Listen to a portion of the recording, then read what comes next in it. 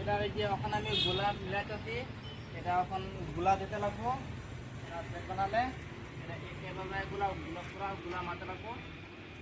গোলা মারিয়া তারপরে মশলা ভিজাতে লাগবো। আমি যে মশলা দিতেছি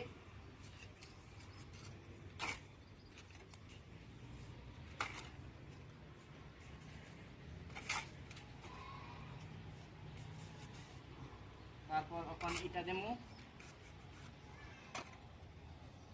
ইটাটা বসান লাগবো সমানভাবে, দেখতে লাগবো সাইড মিলছে কিনা, মিলাইয়া সুতা পিনাতে লাগবো, ইটারা সমান হতে লাগবো।